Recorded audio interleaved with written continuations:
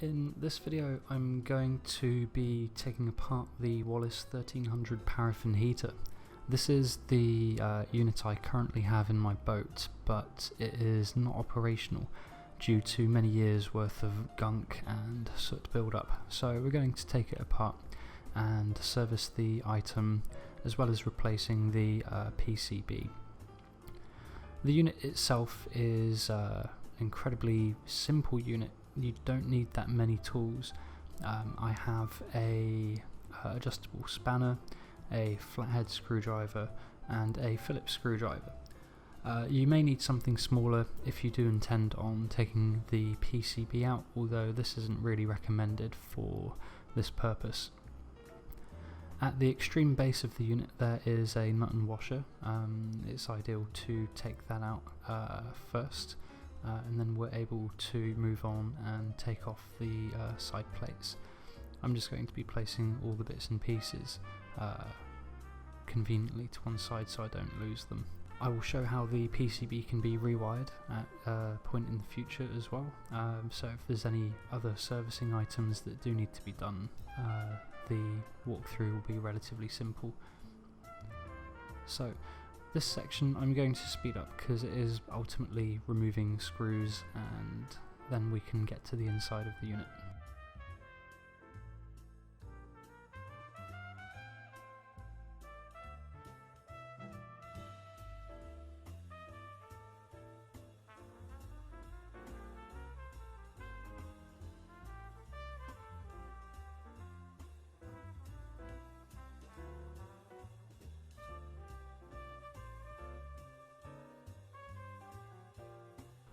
The face section that I've just taken off right now, you can see the red switch. That is the thermal cutout. There will be some machine screws attaching that to a small button behind the unit. It's very simple to take this off, but as I've previously taken this off earlier on, I'll show how that's reattached later on in this video.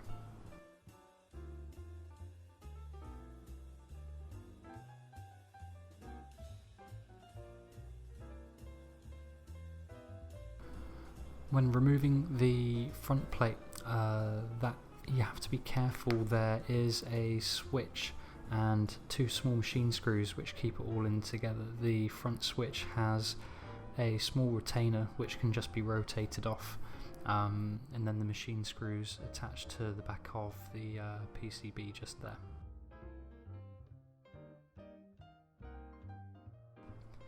Here's the Wallas unit in the state of disassembly that I left you with.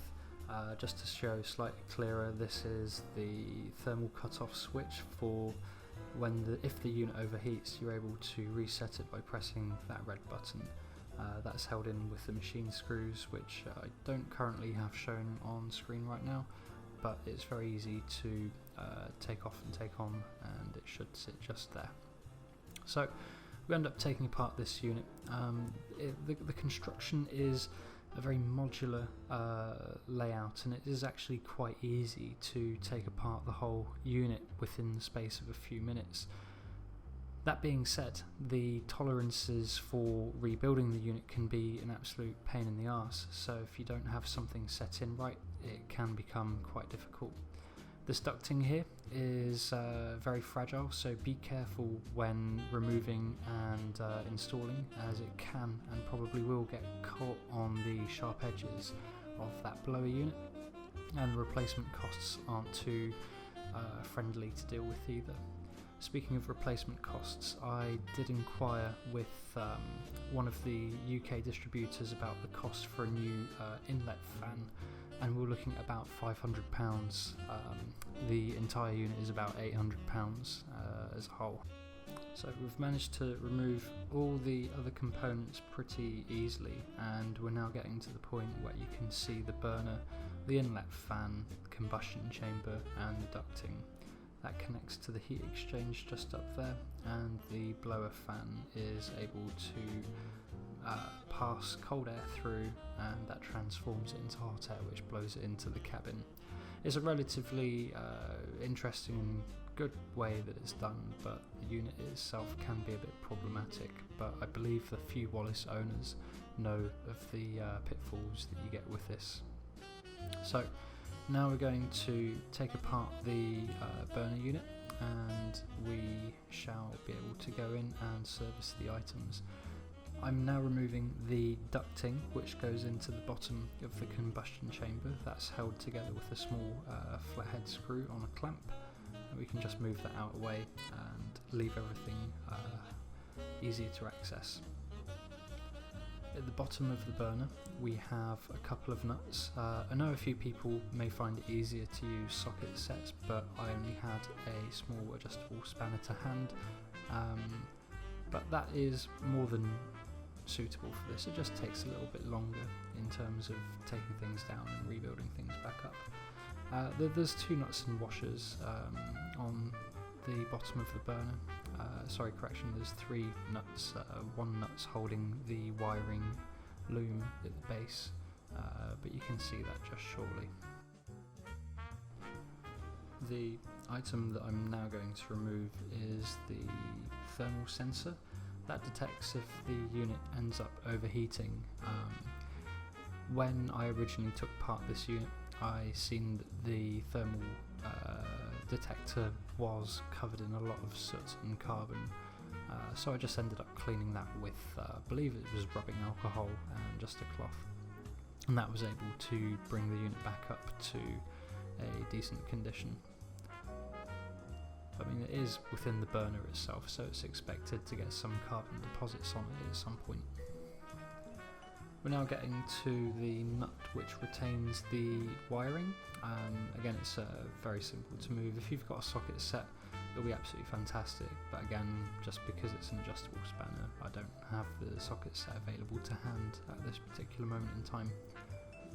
So we just undo that, and then we're able to get to the underlying nut and washer which connects to the rest of the base unit for the burner.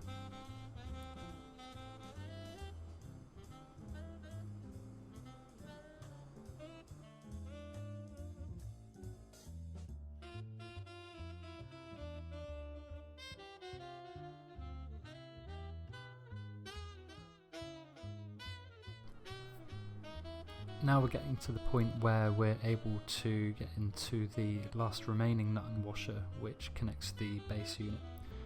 Again, it's very simple to remove.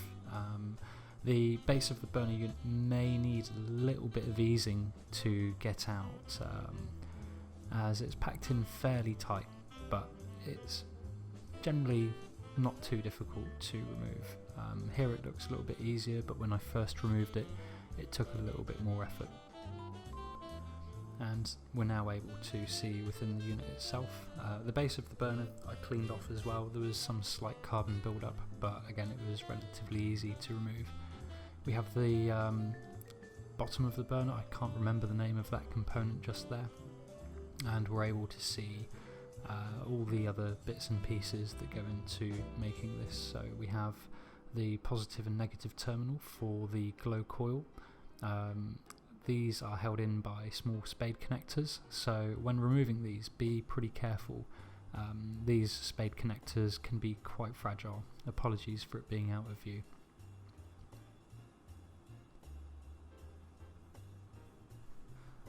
The main wiring and fuel line is held in by a small gasket.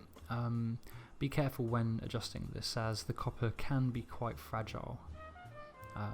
The bottom of the burner is also held in with some smaller nuts and washers. No washers, just nuts. This is what contains the wicking material, and it gives you access to the glow coil as well. I tightened these up to a finger strength earlier, but you may need to use the socket set just to get a bit more torque when turning these for the first time. This is able to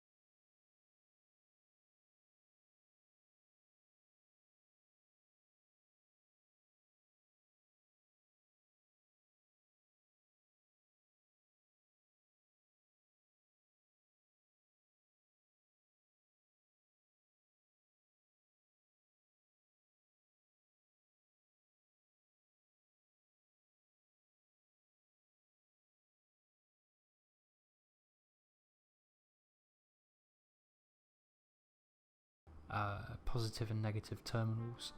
The positive and negative terminals, the instructions said that there's no preferences to which side they go. As long as they're securely connected, then everything should be absolutely fine on that.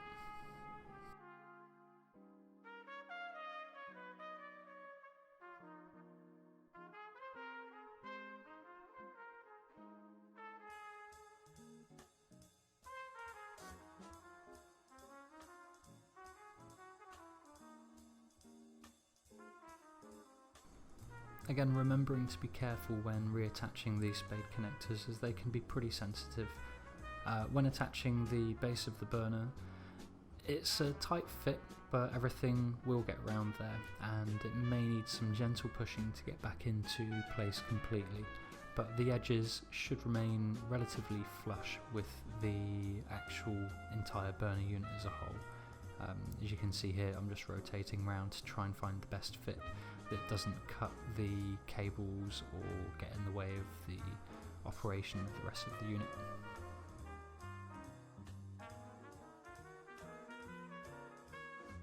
Now that we have the base of the unit connected, we're able to attach the bottom end of the burner, so we align everything up properly. There's only one way that it can fit.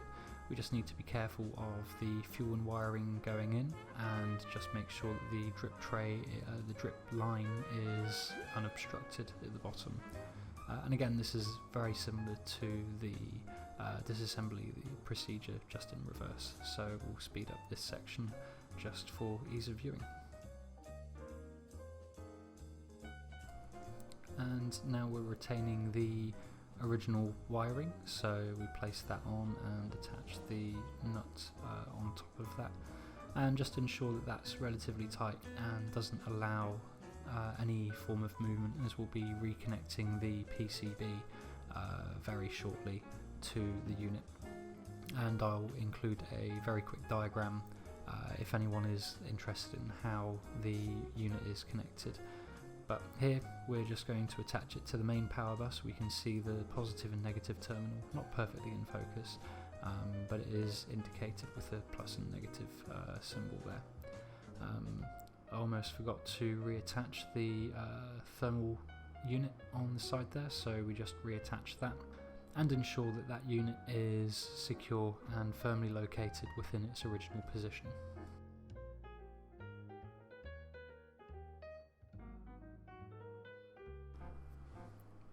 Now that we have the PCB connected to the main power, we can see that there's three sections in which the wiring has to go into.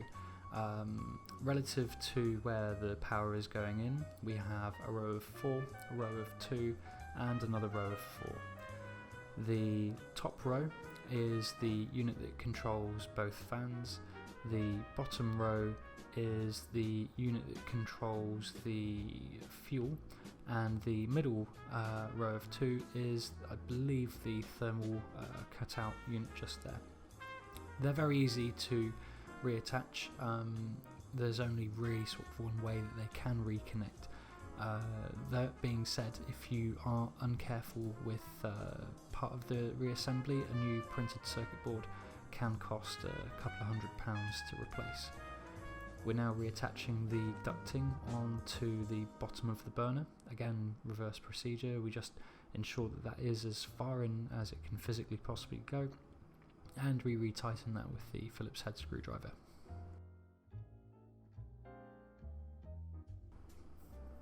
And we're now able to reconnect the fan unit, so we reattach the relevant cable on there. And we're coming up to the point where we do need to think about tidying this line of cabling here, so I'm going to attach some cable ties just to ensure that everything is nice and tidy and doesn't interfere with the rest of the unit.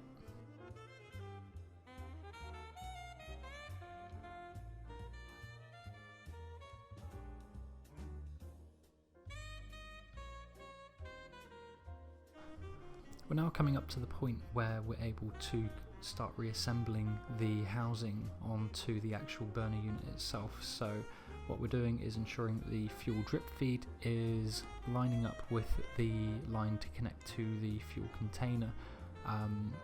when we do that, we also need to ensure that the ducting is as far over as possible and the wiring doesn't get in the way of any of the other operation of the unit. If we're able to get these items in quite well, then the rest of the assembly should be relatively straightforward. I still have problems with this, but generally what we've found is it's the ducting that gets in the way. Now that we've attached the fan unit and we're able to connect that to the burner, it should slot in place just like that, and the bottom of that fan unit has a small threaded bolt which goes through the original bolt during the initial part of the disassembly.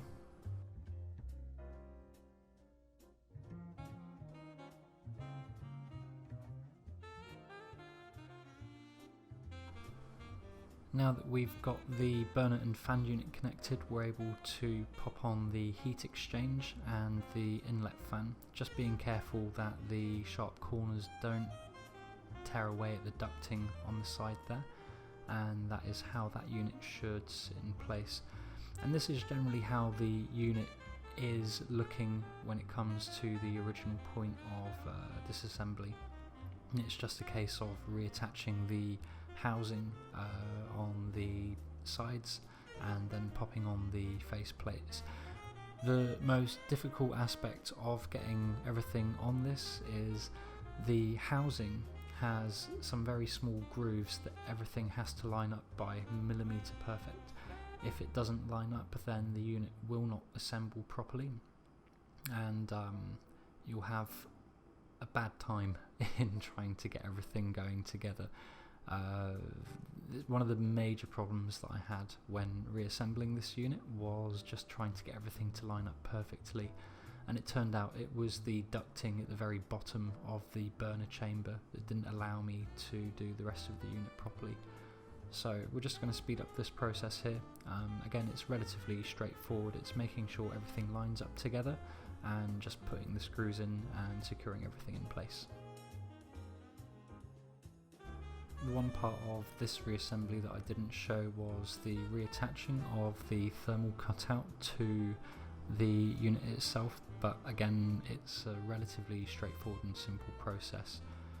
This item here, we're now aligning the front faceplate to the switch and LED. Once everything is securely tightened up there, we're able to go round through to the final parts of the reassembly. Again, we'll just speed up this just for the ease of viewing because it does take a little bit of time.